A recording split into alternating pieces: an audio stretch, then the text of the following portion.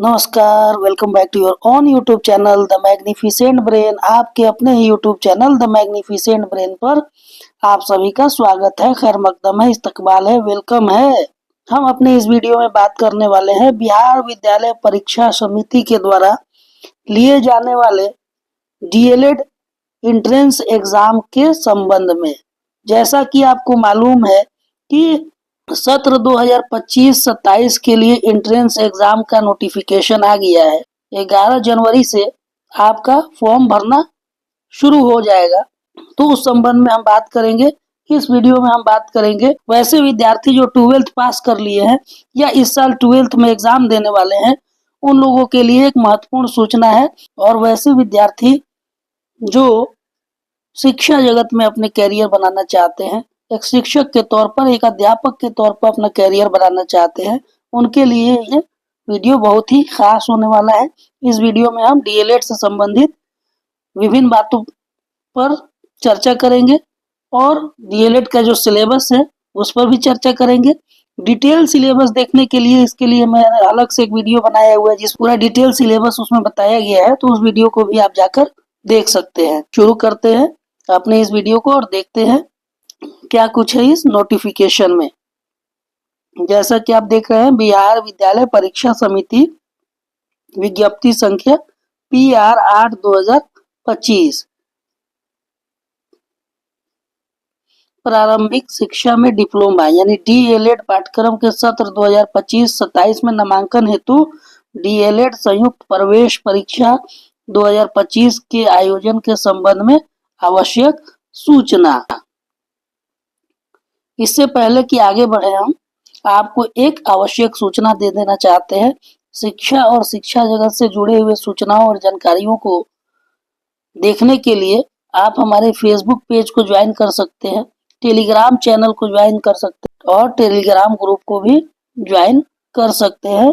वहां आप अपने राय, अपने प्रश्नों को रख सकते हैं, जहां शिक्षा और शिक्षा से जुड़े हुए जानकारी आपको दिए जाते हैं और वहां पर आप अपने सवालों को पूछ सकते हैं, अपने प्रश्नों को रख सकते हैं और उसके जवाब पा सकते हैं। तो हमारे फेसबुक पेज को फॉलो करना ना भूलें और हमारे टेलीग्राम चैनल को अवश्य ज्वाइन कर ले।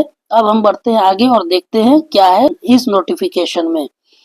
जैसा कि आप देख रहे हैं, बिहार प्रारंभिक शिक्षा में डिप्लोमा डीएलएड पाठ्यक्रम में नामांकन हेतु निदेशक राज्य शिक्षा शोध एवं प्रशिक्षण परिषद शिक्षा विभाग बिहार के पत्रांक और दिनांक 20/12/2024 द्वारा प्राप्त संशोधन संयुक्त प्रवेश परीक्षा विवरणिका सत्र 2025-27 के आलोक में सत्र 2025-27 में डीएलएड संयुक्त प्रवेश परीक्षा 2025 में सम्मिलित होने के इच्छुक अभ्यर्थी सभी जिला शिक्षा पदाधिकारी एवं अन्य संबंधितों को सूचित किया जाता है कि एनसीटीई से मान्यता प्राप्त एवं विद्यालय परीक्षा समिति से संबद्ध प्रदत्त डीएलएड प्रशिक्षण पाठ्यक्रम संचालित राज्य के सभी राजकीय और अराजकीय प्रशिक्षण संस्थानों में कुल स्वीकृत सीटों के विरुद्ध नामांकन के लिए चयन हेतु डीएलएड संयुक्त प्रवेश परीक्षा 2025 जो कि ऑनलाइन मोड में होगा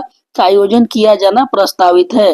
उक्त प्रवेश परीक्षा हेतु ऑनलाइन माध्यम से दिनांक 11/1/2025 से 22/1/2025 तक आवेदन आमंत्रित किए जाते हैं। प्रवेश परीक्षा में उत्तीर्ण अभ्यर्थियों के नामांकन हेतु मेधा सूची एवं संस्थानों की प्राथमिकता मेरिट कम चॉइस के आधार पर संस्थान आवंटित होंगे, जिसके लिए समिति द्वारा अलग से विज्ञप्ति प्रकाशित की जाएगी। तो जैसा कि आप सभी जान चुके होंगे कि डीएलएड सत्र 2025-27 के लिए ऑनलाइन मोड में एंट्रेंस एग्जाम होगा और इस एंट्रेंस एग्जाम में नॉर्मलाइजेशन की भी प्रक्रिया रहेगी, तो उसके बारे में भी हम बात करेंगे। और इस एंट्रेंस एग्जाम के बाद जो रिजल्ट आएगा और रिजल्ट का जो मेरिट बनेगा, तो मेरिट कम चॉइस के हिसाब से सीट आवंटित किए जाएंगे। जिसका मेरिट अच्छा होगा तो उसका प्रेफरेंस के माध्यम से उनको कॉलेज आवंटित किए जाएंगे। आगे हम देख लेते हैं प्रारंभिक शिक्षा का डिप्लोमा। प्रारंभिक शिक्षा का डिप्लोमा यानी डीएलएड अध्यापक शिक्षा का 2 वर्ष का व्यावसायिक कार्यक्रम है। इसका उद्देश्य शिक्षा की प्रारंभिक अवस्था अर्थात कक्षा 1 से 8 तक के लिए अध्यापकों को तैयार करना है। डीएलएड परीक्षा को कौन दे सकता है? डीएलएड में एडमिशन कौन करा सकता है? वैसे विद्यार्थी जो अपना भविष्य कक्षा 1 से 8 तक के शिक्षक यानी अध्यापक के रूप में बनाना चाहते हैं, वैसे विद्यार्थी डीएलएड में एडमिशन ले सकते हैं। अब हम बात करेंगे इस एडमिशन की अवधि क्या है। तो अवधि की बात करें तो डीएलएड कार्यक्रम 2 शैक्षणिक वर्षों की अवधि वाला होगा, किंतु विद्यार्थियों को इस कार्यक्रम में प्रवेश की तारीख से अधिकतम 3 वर्ष तक की अवधि में इस कार्यक्रम को पूरा करने की अनुमति होगी। मूल रूप से ये 2 वर्षीय 2 ईयर का कोर्स है, लेकिन 3 वर्ष में भी आप इसे पूरा कर सकते हैं। किसी कारणवश किसी साल में आपका परीक्षा नहीं हो पाता है, ये बैक हो जाता है, तो आप तीसरे साल भी इस परीक्षा को दे सकते हैं। प्रत्येक वर्ष में कार्य करने के कम से कम 200 दिन होंगे, जिसमें परीक्षा और प्रवेश की अवधि शामिल नहीं होगी। यानी 200 दिनों का क्लास आपको करना पड़ेगा, जिसमें आपको प्रवेश अवधि और परीक्षा के समय को नहीं जोड़ा जाएगा। संस्था सप्ताह यानी 5 अथवा 6 दिनों में कम से कम 36 घंटे कार्य करेगी, जिसके दौरान संस्था में सभी अध्यापक और विद्यार्थी अध्यापकों का उपस्थित रहना आवश्यक है, ताकि आवश्यकता पड़ने पर सलाह, मार्गदर्शन, वार्तालाप और परामर्श के लिए उनकी उपलब्धता सुनिश्चित की जा सके। अगला पॉइंट है कि विद्यार्थी अध्यापकों के लिए सारे पाठ्यक्रम कार्य के लिए, जिसमें प्रयोगात्मक कार्य भी शामिल है, न्यूनतम उपस्थिति 80% और स्कूल स्थानबद्ध प्रशिक्षण यानी इंटर्नशिप के लिए 90% होगी। यानी आपको इसमें जो एडमिशन लेना है तो आपका अटेंडेंस इसमें 80% होना आवश्यक है। 80% अटेंडेंस रहेगा तभी आप फॉर्म भर सकते हैं, और इंटर्नशिप के दौरान आपका अटेंडेंस 90% होना चाहिए। 90% से कम होने पर आपका फॉर्म नहीं भरा जाएगा। आगे देखते हैं कि प्रशिक्षण संस्थानों में नामांकन हेतु शैक्षणिक योग्यता। शैक्षणिक योग्यता क्या क्या है? तो पहला है उच्च माध्यमिक यानी +2 अथवा उसके समकक्ष परीक्षा में कम से कम 50% अंक वाले उम्मीदवार डीएलएड पाठ्यक्रम में प्रवेश के लिए पात्र होंगे। इंटरमीडिएट में आपको 50% का अंक लाना आवश्यक है। वैसे विद्यार्थी जिनका इंटरमीडिएट में 12th में 50% अंक है, वही डीएलएड का फॉर्म भर सकते हैं। अगला है नामांकन हेतु सभी आरक्षित कोटि या निःशक्त उम्मीदवारों के लिए अर्हता अंकों में 5% की छूट होगी। अब जैसे SC ST वगैरह हो गए, SC ST हो गया, दिव्यांग लोग हो गए, वैसे लोगों को 5% की छूट मिलेगी। आरक्षण के तहत 5% की छूट मिलेगी, यानी उनको 45% अंक 12th में होना चाहिए कम से कम। अगला जो अर्हता है 50% अंक के साथ मौलवी की परीक्षा पास करने वाले उर्दू अभ्यर्थी डीएलएड पाठ्यक्रम में नामांकन के पात्र होंगे। अगर कोई मदरसा बोर्ड से पढ़ा है तो 50% मौलवी के परीक्षा में उनका अंक आना चाहिए। जो अर्हता है डीएलएड पाठ्यक्रम में नामांकन लेने हेतु आयोजित होने वाली परीक्षा में सम्मिलित होने के लिए वैसे अभ्यर्थी भी आवेदन जमा कर सकेंगे जो वर्ष 2025 की उच्च माध्यमिक या +2 अथवा उसके समकक्ष की वार्षिक परीक्षा 2025 में सम्मिलित होंगे, लेकिन डीएलएड पाठ्यक्रम में नामांकन उच्च माध्यमिक +2 अथवा उसके समकक्ष की परीक्षा में 50% आरक्षित श्रेणी के उम्मीदवारों को 5% की छूट अंक पाकर उत्तीर्ण होने वाले अभ्यर्थी का होगा। बहुत ही इंपॉर्टेंट है। वैसे विद्यार्थी जो अभी 12th का परीक्षा देने वाले हैं, वैसे विद्यार्थी भी डीएलएड के लिए फॉर्म भर सकते हैं। एक बार और समझ लीजिए कि वैसे विद्यार्थी जो इस साल 2025 में 12th का एग्जाम देंगे, वो भी डीएलएड का फॉर्म भर सकते हैं। लेकिन शर्त क्या है? शर्त ये है कि उनकी परीक्षा परिणाम में कम से कम 50% अंक आना चाहिए, यानी वो 50% अंक के साथ सफल होने चाहिए 12th के एग्जाम में। अगर कोई SC ST या दिव्यांग है तो उसके लिए 45% मार्क्स आना जरूरी है, तब जाके उनका एडमिशन डीएलएड में होगा। तो अपीयरिंग वाले जो 12th में अपीयरिंग है वो भी इस फॉर्म को भर सकते हैं। अगला देखते हैं कि निदेशक शोध एवं प्रशिक्षण शिक्षा विभाग बिहार पटना के पत्रांक 12 विविध 11/2016 अंश 715 दिनांक 13/12/2022 के आलोक में वैसे अभ्यर्थी जो शास्त्री, पॉलिटेक्निक, ITI या अन्य प्रकार की योग्यता रखते हैं वो DLED कोर्स का नामांकन के पात्र नहीं होंगे। लेकिन यदि किसी अभ्यर्थी ने 10+2 में वोकेशनल कोर्स के अंतर्गत योग्यता हासिल की है अथवा जिन्होंने माध्यमा के बाद इंटर+2 अथवा फोकानिया के बाद इंटर+2 किया है की योग्यता हासिल की है वे DLED कोर्स में नामांकन के पात्र होंगे। यानी जो पॉलिटेक्निक किए हैं, ITI किए हैं, जो शास्त्री का डिग्री लिए हैं वो DLED कोर्स के पात्र नहीं होंगे। लेकिन यदि कोई व्यक्ति 10+2 का वोकेशनल कोर्स किया है तो वो इसके लिए पात्र होगा। यदि कोई व्यक्ति माध्यमा किया है और माध्यमा के बाद इंटर पास किया है तो भी वो DLED के लिए पात्र होगा। अगर कोई विद्यार्थी फौकानिया किया है, मदरसा बोर्ड से 10वीं पास किया है जिसे फौकानिया कहा जाता है और उसके बाद वो इंटर 10+2 किया है तो वो भी DLED के लिए फॉर्म भर सकता है। उम्मीद है कि ये बात आपको अच्छे से समझ में आ गई होगी। योग्यता बात समझ में आ गई होगी तो अब उम्र सीमा की बात करते हैं। एज लिमिट क्या होगा? अभ्यर्थी की न्यूनतम उम्र सीमा 1 जनवरी 2025 को 17 वर्ष सभी कोटि के लिए होगी। यानी कम से कम आपको 1 जनवरी 2025 को उम्र 17 साल होना आवश्यक है। 17 साल से कम उम्र के विद्यार्थियों को इसमें प्रवेश नहीं मिलेगा। तो कम से कम आपको 17 साल का होना जरूरी है 1 जनवरी 2025 को। अब देखिए कि एडमिशन का प्रोसेस क्या है। सबसे पहले बिहार विद्यालय परीक्षा समिति द्वारा आयोजित DLED ऑनलाइन संयुक्त प्रवेश परीक्षा में प्राप्त अंकों के आधार पर तैयार मेधा सूची यानी मेरिट लिस्ट के अनुसार बिहार के सभी सरकारी एवं गैर सरकारी संबद्ध प्राप्त अध्यापक शिक्षा संस्थानों में प्रारंभिक शिक्षा में डिप्लोमा DLED कोर्स में नामांकन हेतु बिहार सरकार के आरक्षण नियमों के अनुसार सरकार द्वारा उर्दू तथा कला, वाणिज्य एवं विज्ञान विषय के लिए निर्धारित स्थान एवं अभ्यर्थियों द्वारा महाविद्यालय के लिए दी गई प्राथमिकता कॉलेज चॉइस को दृष्टिपथ में रखते हुए ऑनलाइन कंप्यूटरीकृत रूप से अभ्यर्थियों को महाविद्यालय आवंटित किया जाएगा। कैसे होगा? सबसे पहले जो एग्जाम होगा और एग्जाम का जो मेरिट लिस्ट बनेगा तो उसको 3 लेवल में बांटा जाएगा।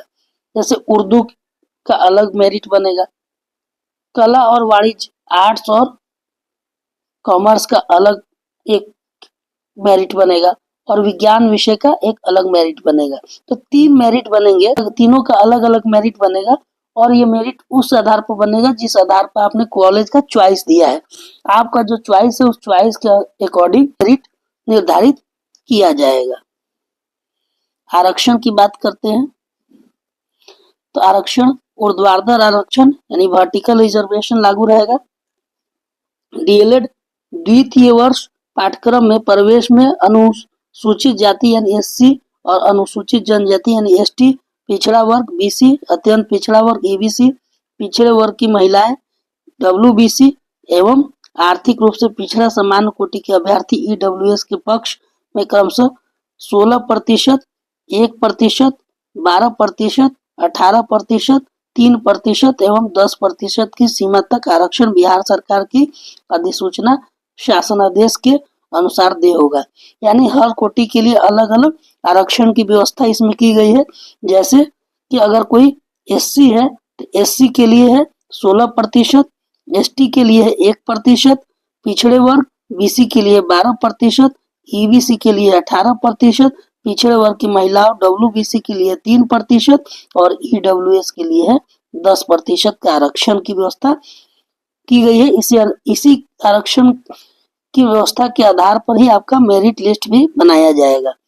दूसरा आरक्षण की व्यवस्था है क्षैतिज आरक्षण हॉरिजॉन्टल रिजर्वेशन, यानी सरकारी नियमानुसार कुल स्वीकृत सीटों में से दिव्यांग अभ्यर्थियों के लिए 5%, बिहार राज्य के निवासी सेवारत, सेवानिवृत्त, दिव्यांग, भूतपूर्व सैनिक, कर्मचारी के आश्रित पुत्र, आश्रित अविवाहित पुत्री को 5% क्षैतिज आरक्षण दे होगा।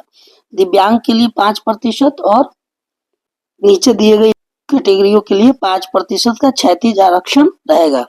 उर्दू विषय के अभ्यर्थियों के लिए 10% स्थान आरक्षित रहेगा। क्षैतिज आरक्षण के रूप में यह आरक्षण लागू होगा, परंतु यह आरक्षण लाभ उन्हीं अभ्यर्थियों को मिलेगा जिन्होंने +2 स्तर की परीक्षा में उत्तीर्णता उर्दू विषय के साथ हासिल की है। 10% उर्दू विषय में आरक्षण किसको मिलेगा? उन्हें मिलेगा जिन्होंने उर्दू विषय से +2 में उत्तीर्णता हासिल की है। ऐसा नहीं कि अगर मैट्रिक में आपका उर्दू है तो आपको उर्दू में आरक्षण मिलेगा, ऐसा नहीं है। +2 में आपका उर्दू विषय होना चाहिए, तब आप उर्दू के आरक्षण में जाएंगे और 10% सीट आपको उर्दू के क्षैतिज आरक्षण में आपको मिलेगा। सभी संस्थानों में कुल सीट का 50% विज्ञान, 50% कला वाणिज्य अभ्यर्थियों के लिए आरक्षित होगा। 2 कोटि बनेगा, एक होगा आपका विज्ञान का, साइंस का, और एक होगा सोशल साइंस का।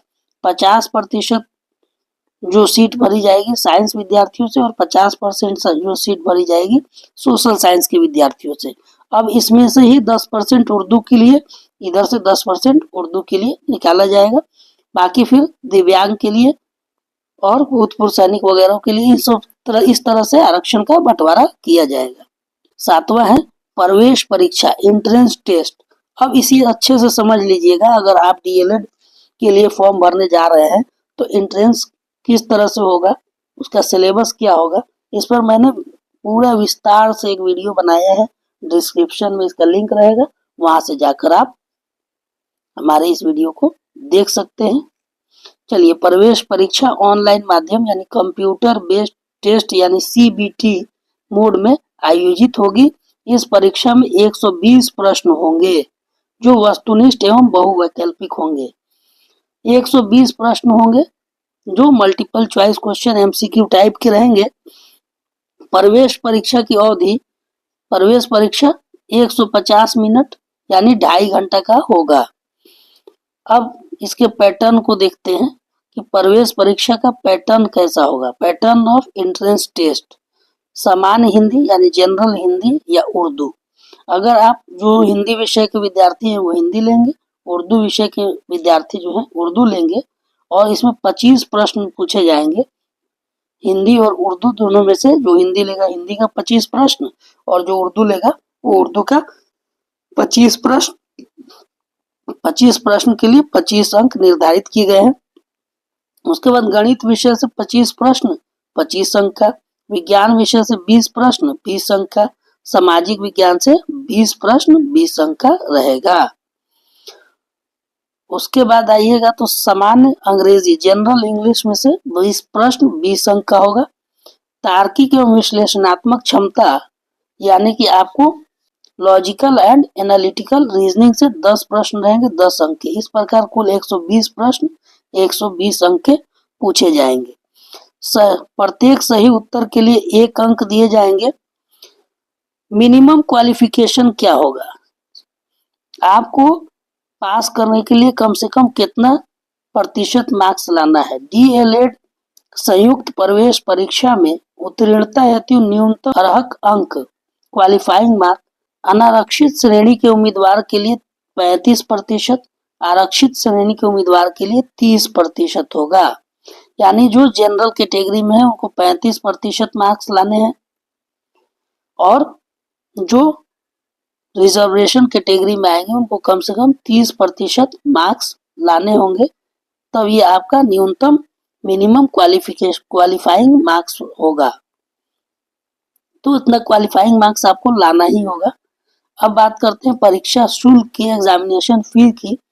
तो सामान्य कोटि, आर्थिक रूप से कमजोर सामान्य कोटि के अभ्यर्थी यानी ईडब्ल्यूएस, पिछड़ा वर्ग, अत्यंत पिछड़ा वर्ग के लिए 960 रुपये का आवेदन शुल्क लगेगा। एससी एसटी और दिव्यांग के लिए 760 रुपये का शुल्क देना होगा। आवेदन करने की तिथि, उक्त परीक्षा में सम्मिलित होने हेतु केवल निर्धारित अर्हता रखने वाले अभ्यर्थियों को सिर्फ ऑनलाइन माध्यम से समिति की वेबसाइट www.dledbihar.com पर आवेदन पत्र आमंत्रित किए जाते हैं।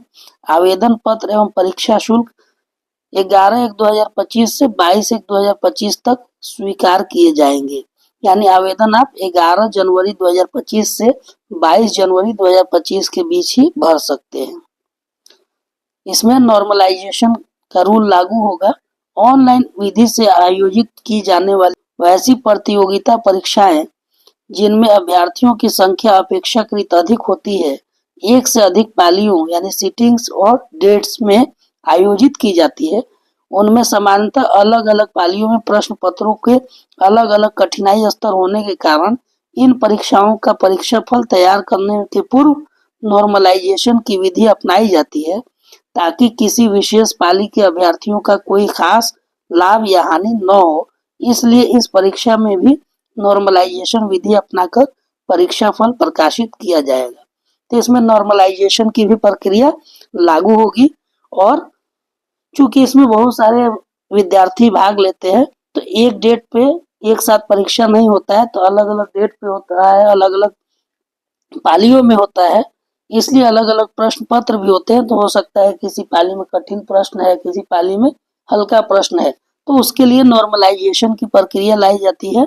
किसी के कुछ जो हल्का होगा उससे कुछ अंक घटा दिए जाते हैं, किसी का प्रश्न पत्र भारी होता है तो उसके कुछ अंक बढ़ा दिए जाते हैं, इसी को नॉर्मलाइजेशन कहा जाता है। तो इसका कुछ खास प्रभाव नहीं पड़ता है, खैर, लेकिन नॉर्मलाइजेशन की प्रक्रिया इसमें लागू रहेगी। उम्मीद करते हैं कि आपको यह जानकारी अच्छी लगी होगी। अगर इससे संबंधित कोई प्रश्न है, आप हमारे टेलीग्राम चैनल को ज्वाइन कर सकते हैं, और टेलीग्राम ग्रुप को ज्वाइन करना न भूलेंगे। उस ग्रुप में जाकर आप प्रश्न को सीधे हमसे पूछ सकते हैं, जिसका सही और सटीक जवाब आपको दिया जाएगा। तो उम्मीद है कि आपको सारी बातें अच्छे से समझ में आ गई होगी। अगले वीडियो में हम आवेदन कैसे भरना है, एप्लीकेशन प्रोसेस क्या है, कैसे ऑनलाइन आवेदन करना है, कौन कौन से डॉक्यूमेंट्स चाहिए, इससे संबंधित एक वीडियो पहले बना चुके हैं, लेकिन अगला वीडियो कल आ जाएगा इससे संबंधित कि कैसे आवेदन आप करेंगे, तो उसको देखना आप न भूलेंगे। उम्मीद करते हैं आपको सारा चीज समझ में आ गया होगा। अब हमें दीजिए अनुमति। अगर आपको यह वीडियो पसंद आया है तो हमारे इस वीडियो को लाइक कीजिए, शेयर कीजिए और हमारे इस यूट्यूब चैनल को सब्सक्राइब कर लीजिए। मिलते हैं इसी प्रकार के अन्य जानकारी भरे वीडियो में, तब तक के लिए हमें दीजिए अनुमति। धन्यवाद। Thank you for watching.